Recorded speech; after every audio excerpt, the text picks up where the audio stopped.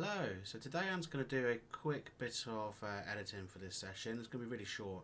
It's just going to show you how to remove noise in images that you shot and you want to just tidy up a little bit.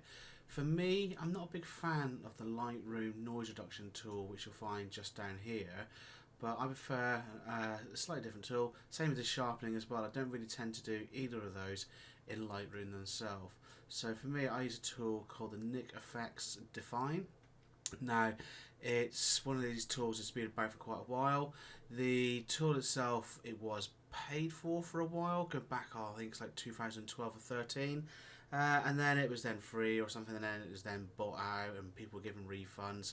I've kept a hold of a copy. You can still get the free copy online as well. I'll see if I can find the link for that and stick it in the description. But for me, I find it really handy for removing noise from images and bits and pieces like that as well.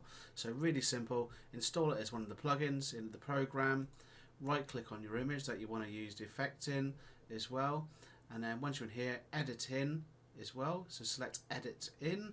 And then because you get your plugin in here as well, select Define 2. You can see all the other things available from these guys as well. Silver effects you've probably heard of, the sharpener and things like that. I don't tend to use much of the others. Define though, I tend to use it on most images. Edit a copy with Lightroom adjustments as always.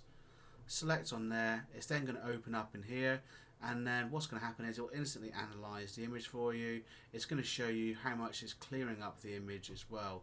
So if we start looking up here in the sky, in this box here, it'll give you before and after as well. So if you hold it up here, and if you look in nice and close, you'll see how much of the rubbish, for example, it's just moved out of the sky there. It'll be the same on the wood as well. So it's a very, very effective tool.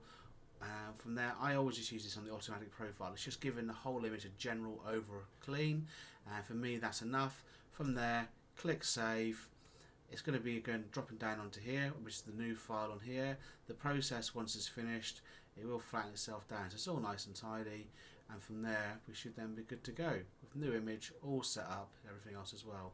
From there, I would then tend to just drop on high pass sharpen afterwards in Photoshop, and from there I'll be happy to go. So as always, thanks ever so much for checking out this tutorial. I hope it was a little bit of help for somebody. All the best.